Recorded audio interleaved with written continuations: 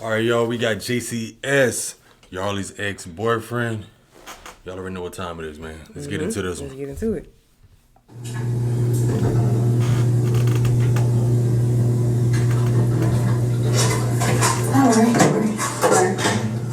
You say you did want water, didn't you?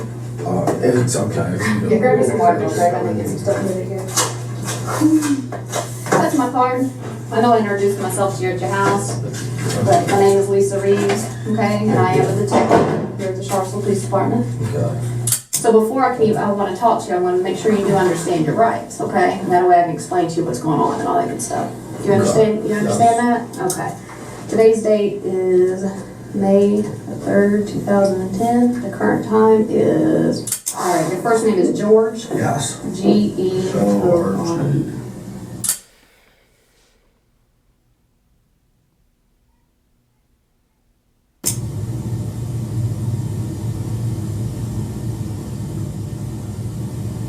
I didn't. There's no way I didn't do it. No way. Wow.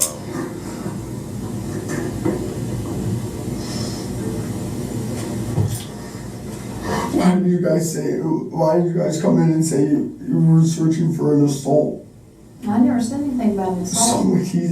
Someone came in this I morning. never mentioned to you anything, just told you we're investigating someone. I'm investigating this. Give You yourself want me to away. call anybody for your door?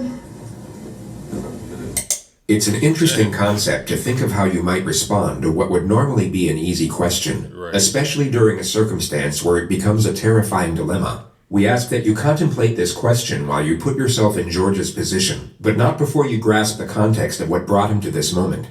It begins with 22-year-old sports scholar Yeardley Love, a star lacrosse player at the University of Virginia. She is captured in this photograph playing in the second-to-last game of the season, clearly aware of the obstacles that lie in front of her, yet continuing to move forward, which is the circumstantial detail that turned this picture into a symbol for the globally recognized organization that would be founded in her memory. This would be the last photograph taken that day, capturing Yeardley's last embrace with her head coach Julie Myers. Both were unaware this exact moment would soon be on the national front pages.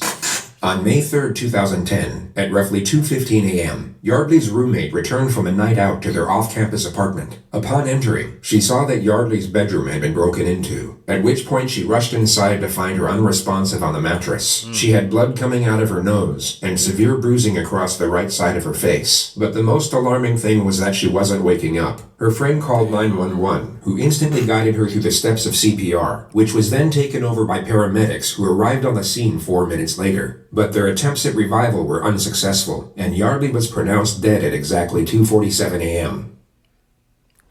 At 2:53 that same morning, criminal investigator Lisa Reeves woke up to a phone call from the sheriff's office. By 2:59, she had arrived at Yeardley's apartment leading the investigation, and by 3:50, confirmed that she had her first person of interest, which was 22-year-old George Yeardley V, Yeardley's ex-boyfriend, and the next several hours were spent gathering information before she knocked at his front door. She found out that George was a fifth-generation heir to a very wealthy American family, whose roots lay in lumber dating back to the 1900s. He was educated at Landon Prep, a prestigious all-boys private school in Bethesda, Maryland, with annual tuition fees of up to $50,000. George was the star player of the lacrosse team and became an All-American athlete. This led to a full scholarship at the University of Virginia, where he remained a key player in the starting lineup, and where he would also meet, then spark a romance with fellow lacrosse player Yeardley Love. They dated for almost 2 years. Yeardley and Love's relationship was an on-again, off-again one, where they cheated on each other throughout and that tempers flared both ways. What was going on with these two young people? What may have led someone to do what happened? These are just a completely unbelievable set of facts. Everybody watched the relationship. People were really troubled by it. They were scared for her. Nobody knew what to do. Yeardley ended the relationship in 2010, just 2 weeks before graduation. 9 days later, she was found dead in her bedroom. And that same morning, George Yeardley would hear a knock at his front door. God damn, soon as the relationship end, like a week and some couple days, Right. she's gone. Yeah. Dead in her bedroom. And that same morning, George Yeardley would hear a knock at his front door.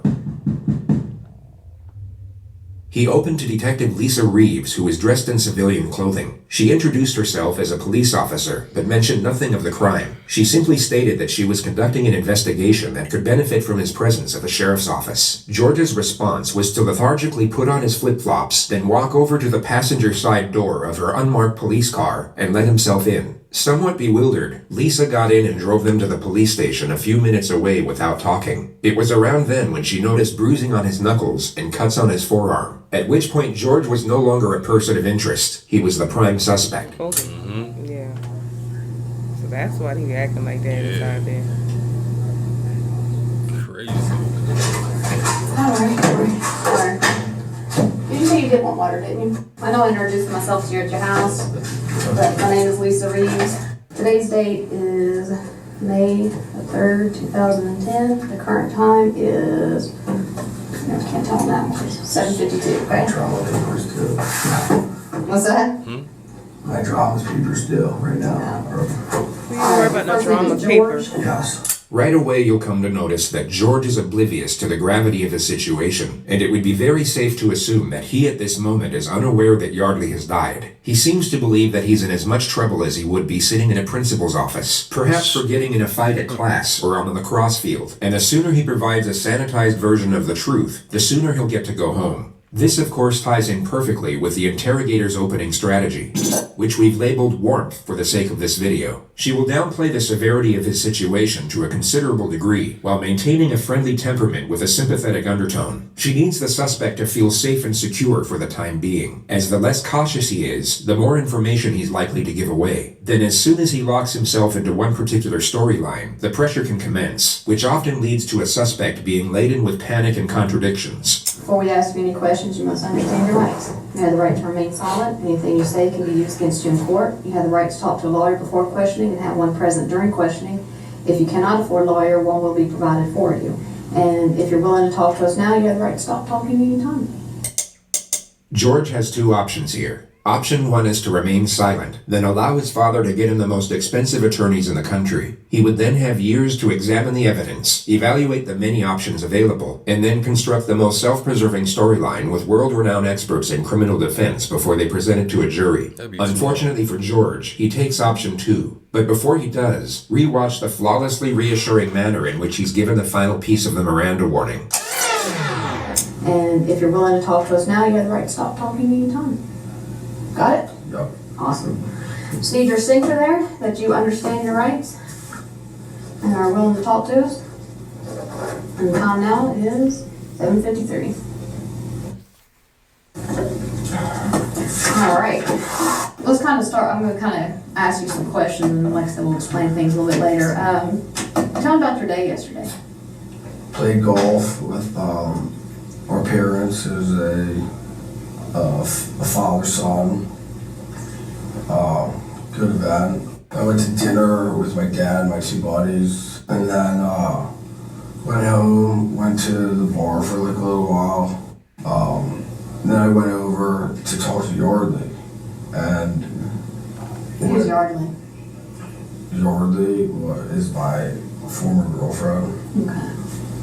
which this whole thing's about, which I understand, but George has now initiated the investigative subject matter himself. It's the perfect opening scenario for the interrogator because she's given nothing away, making it more likely for him to reveal details that will contradict the evidence. when I went over to talk to Yeardley, I was like, Yeardley, and she was like already totally freaked out because of what she did this past a few days ago, and we hadn't talked since, and I was just gonna go talk to her. Mm-hmm. Yardley slept with another lacrosse player from North Carolina the week before, which is what he just referred to. And she was already freaking out.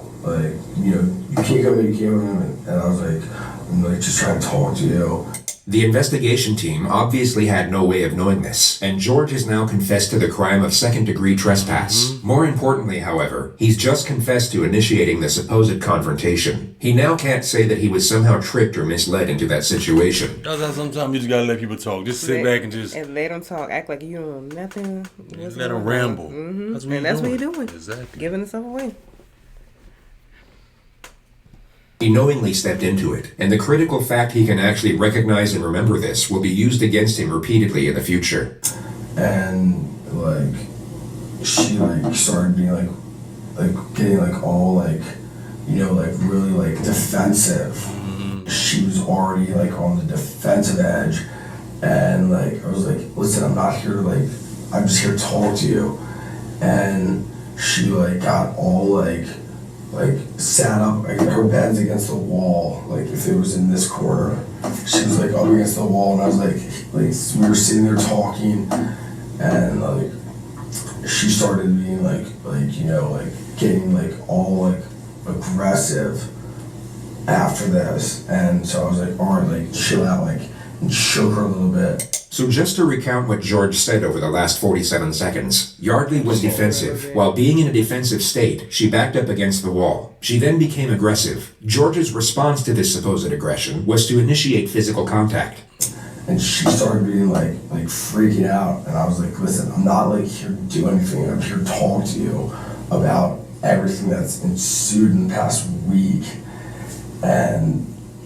And she was like, and like started like being like, no, like hitting her head like stop, like she was in the corner, I was sitting on the bed, I was like, stop, like, and I was like, Yeardley, like, what the hell, like, we're just gonna talk. So let's go back half a minute and dissect what actually just happened there. And so I was like, all right, like, chill out, like, and shook her a little bit. He will now say the words, and she started being like, then simultaneously mimic a body colliding with the wall. He will then stop himself mid-thought and subtly modify the detail. And she started being like freaking out, and I was like, listen. And she started being like freaking out. He goes from illustrating Yeardley hitting the wall to, as he states, freaking out. Yeah. He seems to realize mid-sentence this isn't the best way to explain her injuries, so he changes the detail to buy himself time.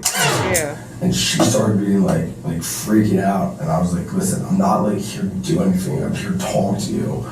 He carefully shifts the topic from Yeardley to himself, and keeps it there for 8 seconds before attempting to re-explain what occurred in a more self-preserving manner. And she was like, and like started like being like, no, like hitting her head like.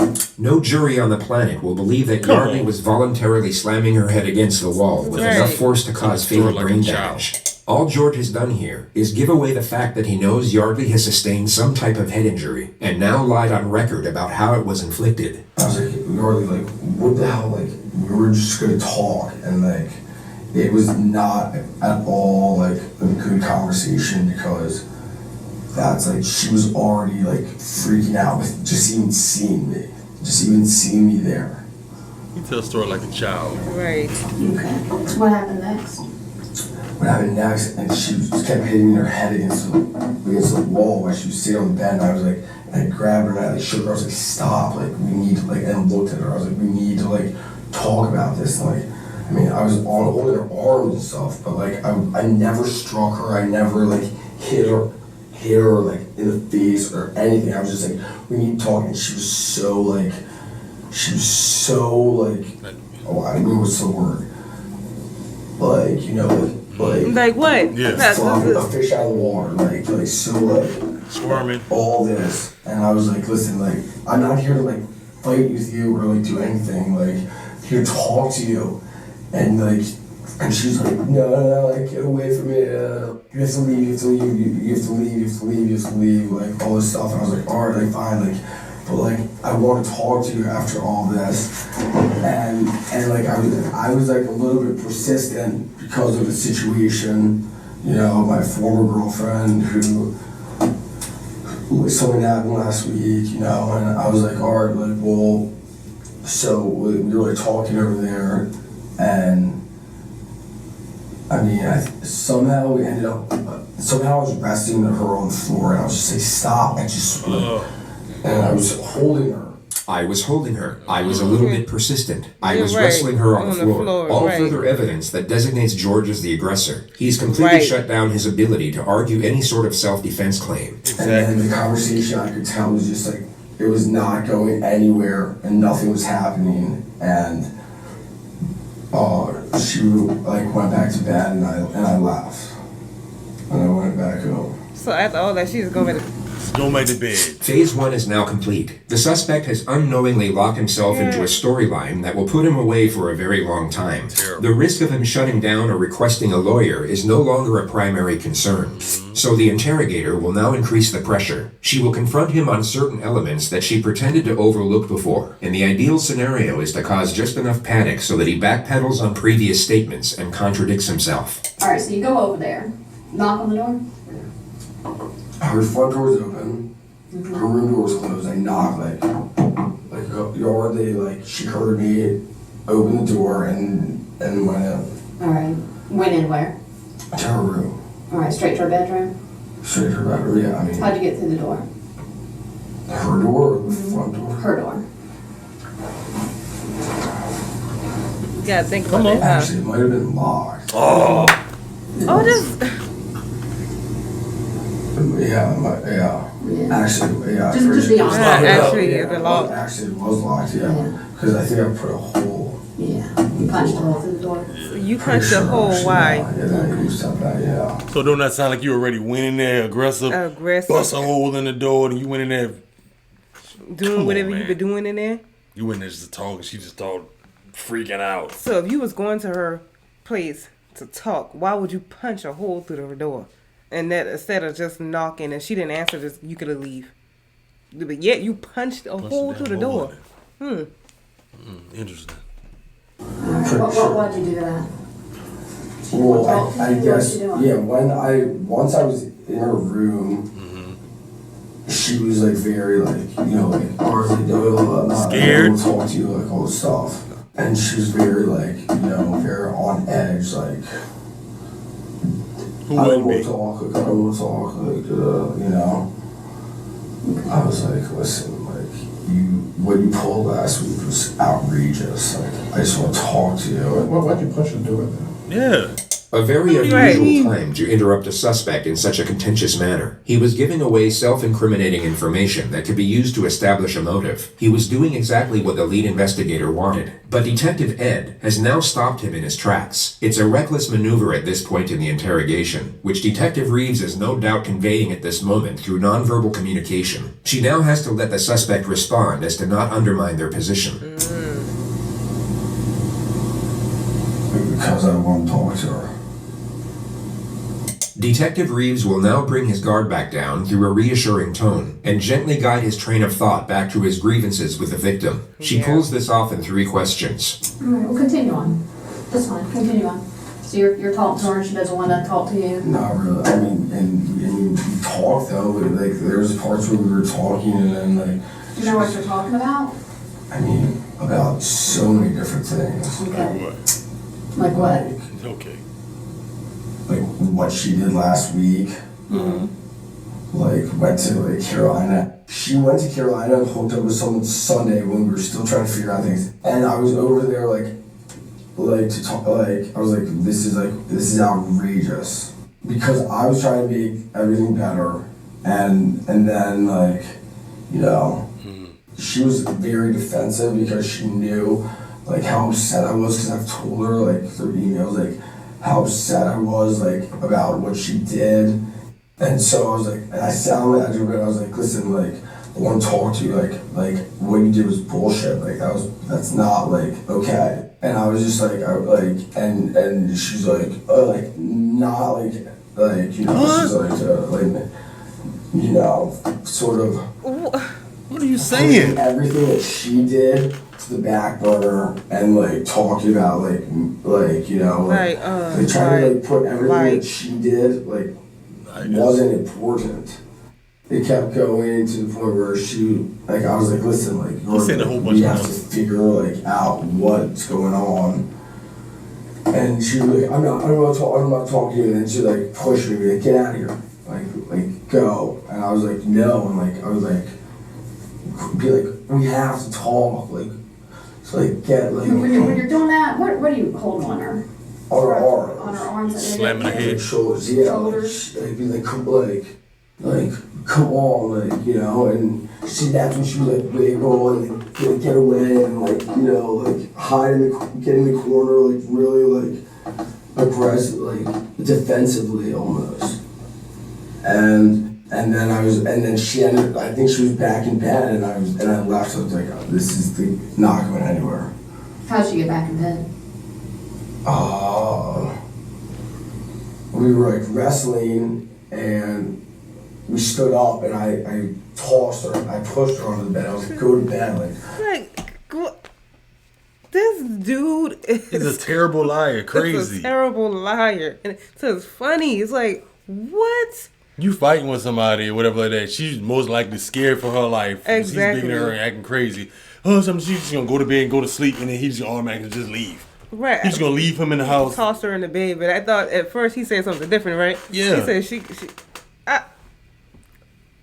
Is he pissing y'all off too with his lies? Saying a bunch of nothing. I just after you done resting, I just toss her in the bed and then. This guy's terrible. I'll talk to you later. Did you touch her neck area at all? Did you choke her at one point? I may have grabbed her a little bit by the neck when we were but I never strangled her. Okay. But I mean, during the whole commotion, I might have grabbed her neck, but I never was strangling her. Okay.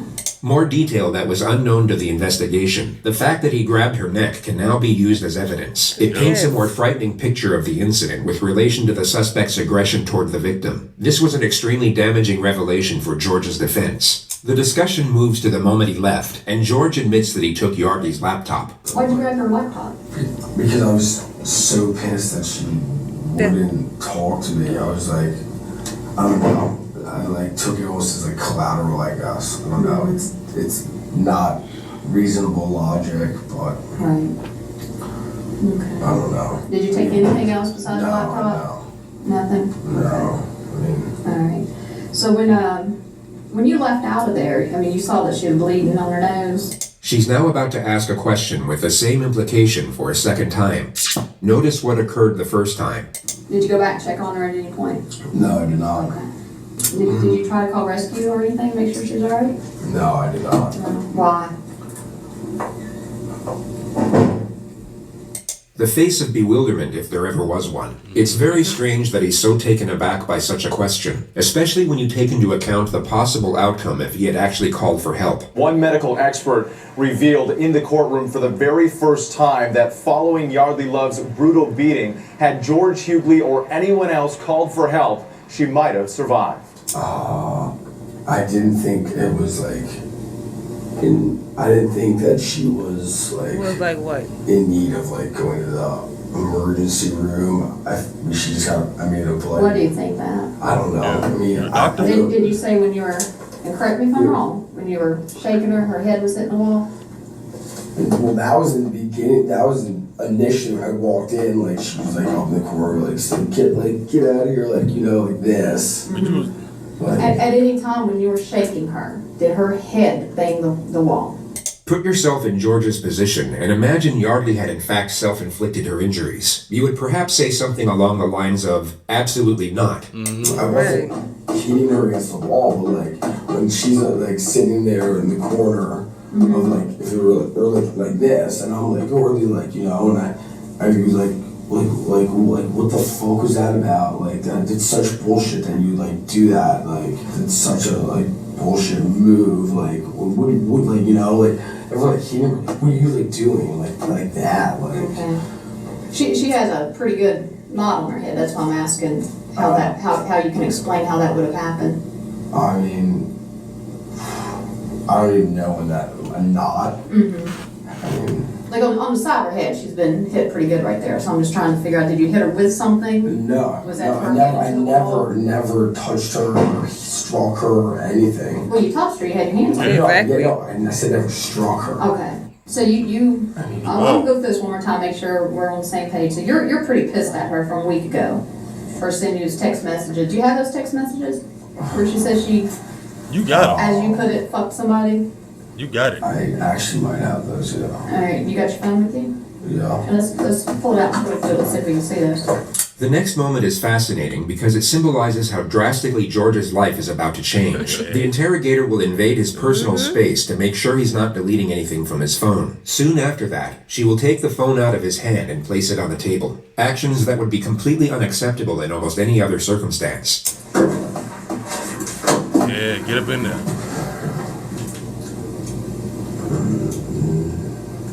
That's how you do. I like her. Yep. We didn't say that. They were like, I guess what you call like an ongoing conversation, an ongoing like it's a message and it's gone. Okay.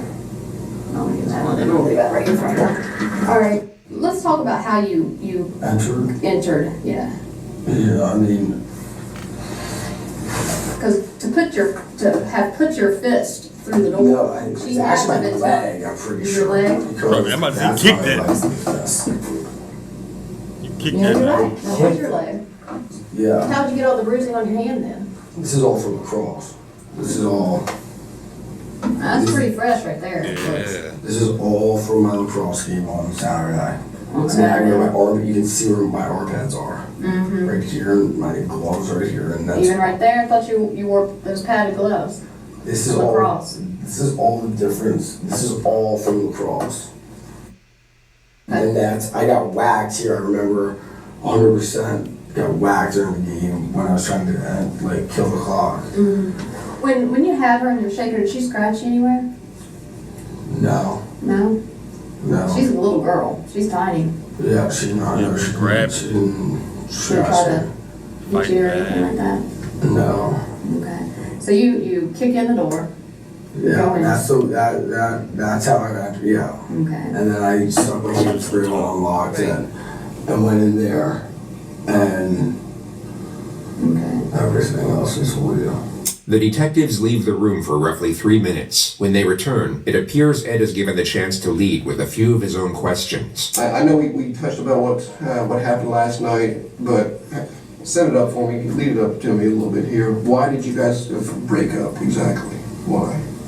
Why? Yeah. Well, we are not from the same area. Right.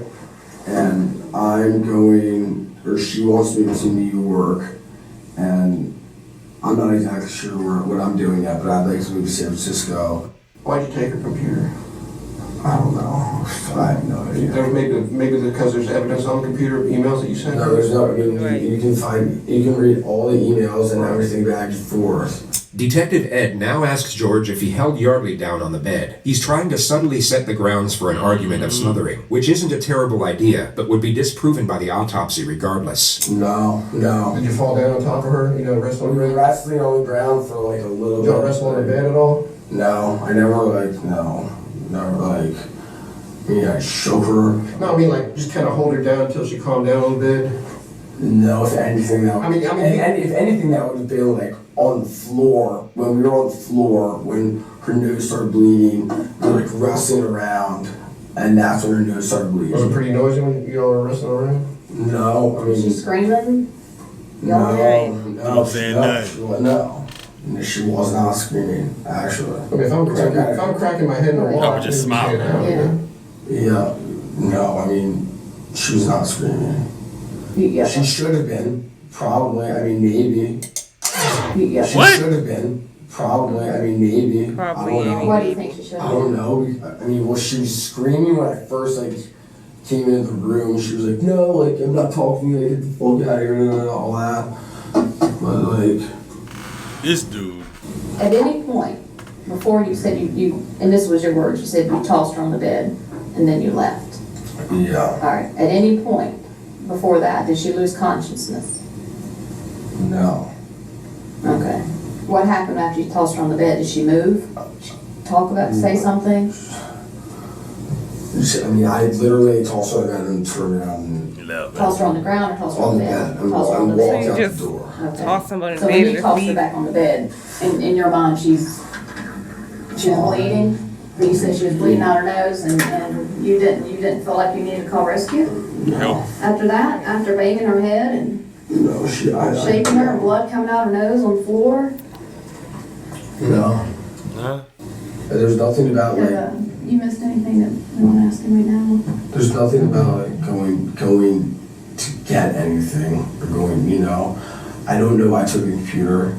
George rambles about why there was no reason for taking the laptop for another 20 seconds, during which time Detective Reeves decides that enough information has been attained. Phase 2 is now complete, and the fate of Yeardley is about to be revealed. These moments in interrogations are considered important for the purpose of gauging a suspect's response. It's believed that a sharp and sudden revelation can make it difficult to fabricate emotion. So in theory, this will cause a suspect to provide either a genuine response or a relatively obvious disingenuous response, which often comes in the pretense of shock or remorse. I mean, I guess that's where my logic was at, but which is... Well, I have to tell you I something. think I know why you took the computer. In the midst of what would have been a flawlessly executed moment, Detective Ed jumps back into the laptop mystery. The suspect has essentially confessed to murder. This really wasn't the time for regurgitated conjecture over a petty theft misdemeanor, which Ed was clearly being advised of once again through nonverbal communication. Why do you think? You all right? Go ahead. No? She's dead. He keep interrupting. Let He her need to do just it. chill. She got it. Just Yeah, she definitely relax. got it now. She got that. She got it. She definitely got it. Why do you think? You all right? Go ahead. No? She's dead. So now what? You killed her, George. He knew that. You killed her. She's dead. I think you knew that already. Yeah. You knew that. In our opinion, George is being truthful here, and we believe the interrogator feels the same way in this moment. So She's dead. How the fuck is she dead? Because you killed her, George. How the fuck is she dead? Because you killed her. George appears to be going through a delayed response. It's so foreign a revelation that it's yet to sink in. Once the shock settles, he refuses to accept it, and this denial appears to be a momentary coping mechanism before the reality of the situation truly hits him, which will happen at this time in the footage. Oh my god. She's dead? Yes. She's dead. Yes. She's dead. She's dead. How? How? I already told you how. You already told us how. So How is she you dead? just told us. Oh my god.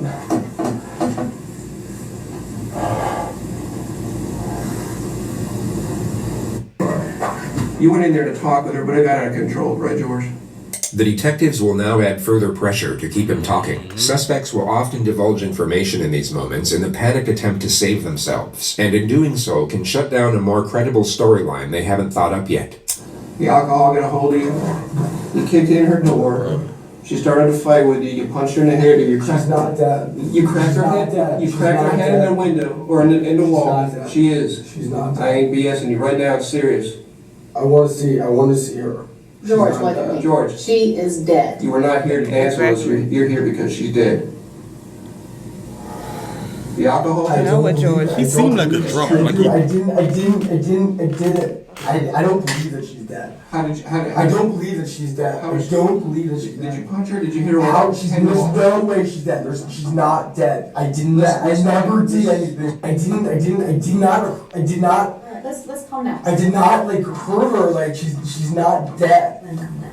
Just out of protocol, what we gotta do is stand up for you. Go ahead, put your hands behind your back for me. Turn. Relax. It's all right. Relax. You'll be alright. Tell me she's not dead. Tell me she's not dead, though. Please. They told you already. Will you tell me she's not dead? Relax. Please, will you tell me You she's know what? not I wish dead? I could tell you that, George. 22 Yeah, year old. exactly. 22. You And your life loser. is done. She's not. I did not do Loser. anything like that. Oh my god. There's no way. There's no way. I do not believe that's why you it. walked out. 'Cause you know you're I'm not. not- Exactly. She died. There's no way. There's no way she could be dead. Either the head trauma or asphyxiation. There was no asphyxiation. Okay. Oh my god. Oh my god. Oh my god. Oh my god. What was she doing? What was she Fine. doing the last time you saw her? She was like standing up with me. She was standing up with me. She was standing up with me, looking at me. Was she standing or holding? You She were was holding her. standing up, looking at me. Okay. She's not dead. I know she's not dead. I know 100%.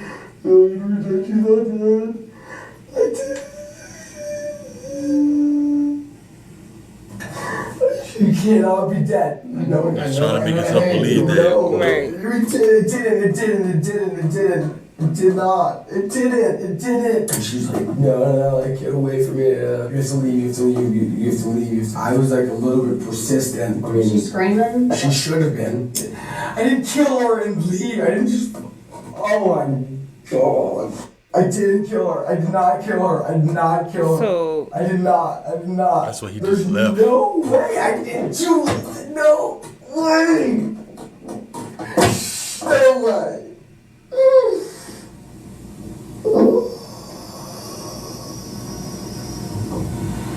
I want a lawyer. I don't believe this. Knew that was coming. And it's too late now, right? I don't believe this. What? No, there's no way. There's no way. There's no fucking way. So what? Should I talk to someone? Who do you want to talk to? Anyone. A lawyer. One will get appointed to you. Okay, what do I do now? Go to jail? Yeah. Well, so you can get a lawyer. All right, George, right now, I know you Wanted some. See, he wanted one. don't no longer want to talk to us, that's fine, just let you know something. We're working on a search warrant right now, and what it is we're going to have to collect some stuff from you, like what's called a buckle swab, okay?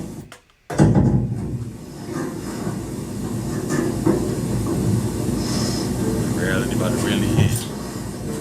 Why did you guys come in and say you were searching for an assault? I never said anything about an assault. Someone came in this I morning. never mentioned to you anything, just told you we're investigating something. Investigating. And he said You a want me whole to call me muffle. back for you, George? At the start of this video, you were asked to think of what you would do in this situation. Really try and imagine what would be going through your mind in this moment, as you might just gain a restorative outlook from both knowing the answer while not having to answer this particular question. But there is of course no possible way you will gain anything close to the newfound perspective George has acquired in this moment, which unfortunately for him is no longer of use. Want me to call your dad? You call it Mom. Your mom? Is that who you'd like me to call? Can I talk to her? Mm-hmm. Can I talk to her? I don't know about that. What's your mom's name? Oh my God. What's her number? 301 96. Ow. Did you want me to call your dad? Or just her? She'll tell her. Mm-hmm. She can tell her everything. Okay. How? You know how.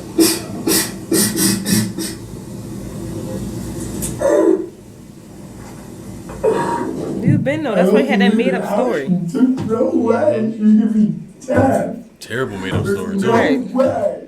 Calm down. There's no way. There's no way. There's no.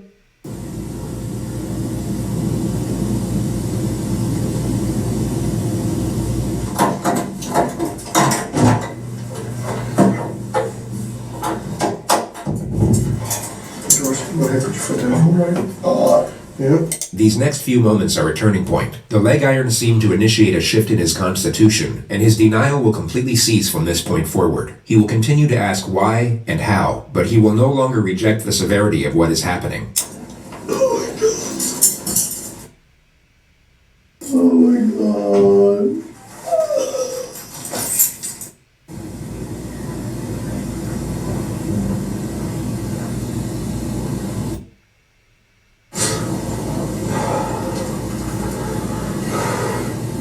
Huh.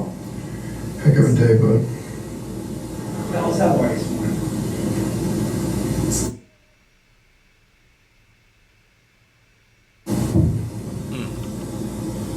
I ain't here the rest of my life. I'm sorry? So I ain't here the rest of my life. In this room? That's No, that's zero. up to the All right. I hope so. yeah, me too. I'm a bad guy, man. Never said you were, bud. Call my mom. I'm sorry? Call my mom. Get a Yeah, jail. I guess. Yeah, you do want to talk to her. Now is when you need your family the most, bud. Yeah.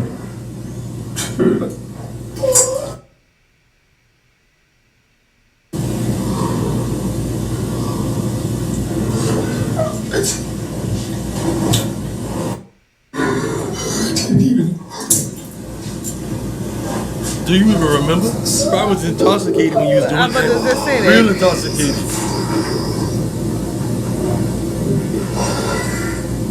George was taken to the regional jail soon after this moment. He would go on to plead not guilty to murder and was held without bond for almost 2 years awaiting trial. It began on February 6, 2012. Well, testimony is now underway in the murder trial of the former UVA lacrosse player accused of killing his ex-girlfriend. For the first time, we have video of Yeardley as he was led into the courtroom. Contrary to his appearance in the days that followed his arrest for the murder of 22-year-old Yeardley Love, he appeared pale, frail, and gaunt. The prosecution presented a case that Yeardley went to Love's apartment that night, busted through her bedroom door, and in some way struck her, causing blunt force trauma which led to her death. We've also learned that on that night, George Yeardley was exchanging what were described as playful text messages with 3 other women. Those messages continued late into the night and even after the alleged attack. Throughout this trial, Yeardley has sat expressionless, almost stoic at the defense table.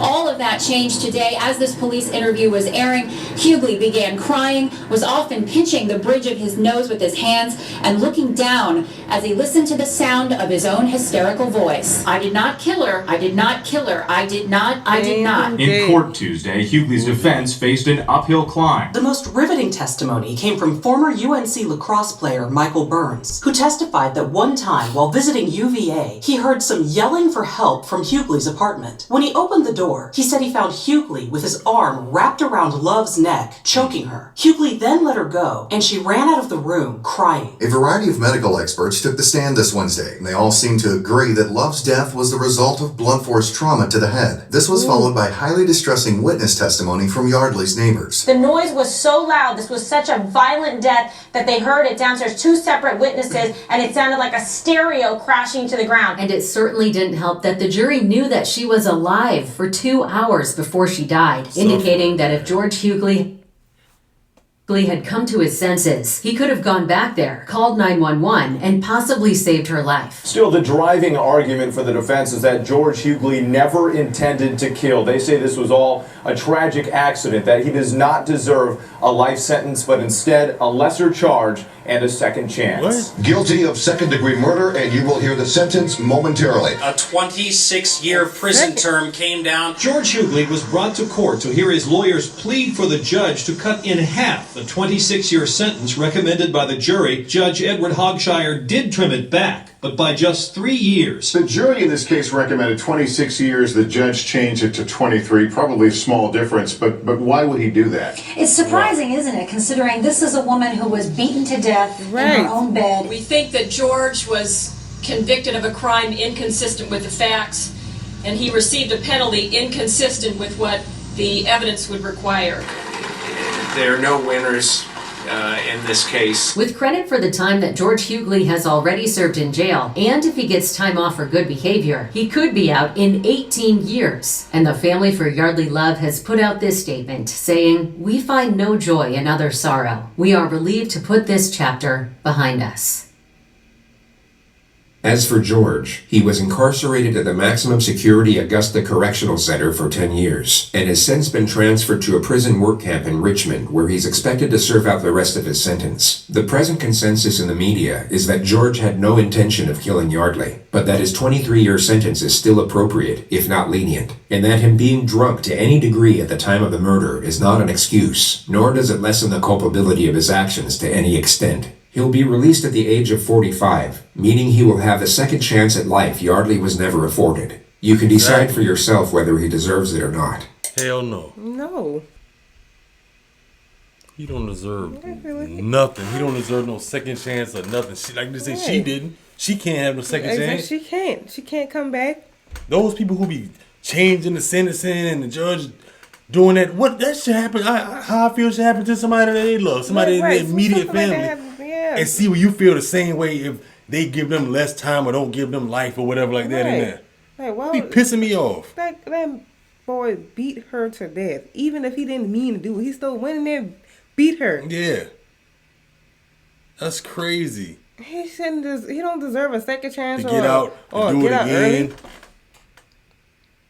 But I don't get it. I don't understand the system. I don't understand that either. That is so crazy to me. Y'all let us know, man. How do y'all feel about the sentencing? Do you feel like it should have been more, or do you feel like it's right the way it is? Or y'all feel like he deserves a second chance? I mean, everybody got their own opinion, but I know we don't feel like it. No second chance. He kicked the door. He break inside her damn room. He's going to talk. Who the hell is going to talk after you don't kick the door in, come in there aggressive? She's scared. What are you talking about? She's doing a like. Doing come all on, the lying. You can't even lie right. Then you lied about it. So no, you don't deserve a second chance. Wow. You planning on doing something? No. Y'all let us know, man. We catch you on next video. Catch y'all next one.